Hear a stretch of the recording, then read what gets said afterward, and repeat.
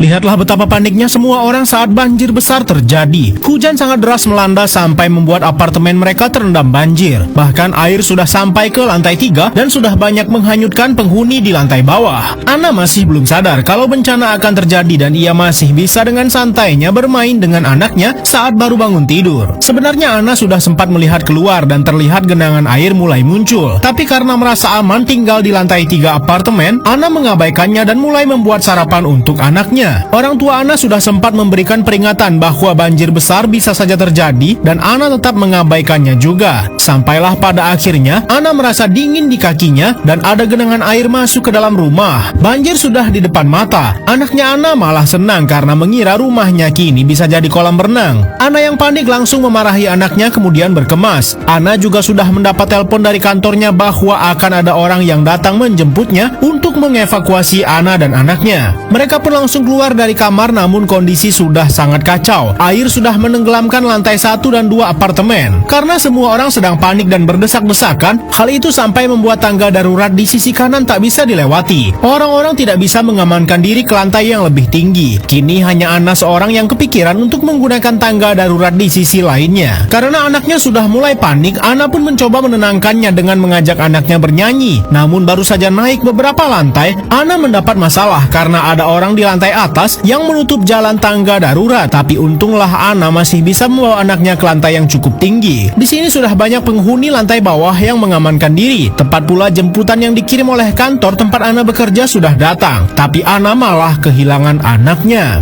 Ia mencoba mencari ke salah satu kamar yang terbuka karena memang banyak juga orang yang masuk ke sini. Tapi sayang, di depan matanya sudah ada ombak yang sangat besar. Bencana banjir yang sedang melanda semakin mengerikan. Walaupun mereka sudah mengamankan diri ke lantai yang cukup tinggi di apartemen ini, tapi sekarang ada ombak raksasa yang menghantam. Wanita ini sempat terdiam sejenak karena teringat trauma masa lalunya, tapi untunglah Ana masih bisa bertahan dari sapuan ombak dahsyat itu. Namun tas yang berisi obat sangat penting untuk anaknya malah hanyut. Ana mencoba mempertahankan diri sekuat mungkin dan mencari kembali anaknya yang sempat hilang. Mereka sempat terkurung di kamar ini namun untunglah orang yang dikirim untuk mengevakuasi Ana datang di saat yang tepat. Pintu bisa dibuka dari luar dan mereka segera keluar dari genangan air yang sangat dalam. Anaknya pun juga masih bisa terselamatkan walau sempat mengalami syok yang cukup berat. Ana sangat berterima kasih karena kantornya mengirim orang untuk menjemputnya. Ternyata Ana dan anaknya ini dianggap orang yang sangat penting di kantornya, sehingga jemputan khusus dikirim kepadanya agar tetap selamat dari bencana yang bisa saja memusnahkan peradaban manusia. Sebab ini bukan hujan biasa, melainkan ada asteroid yang menghantam Antartika dan es di seluruh dunia mencair.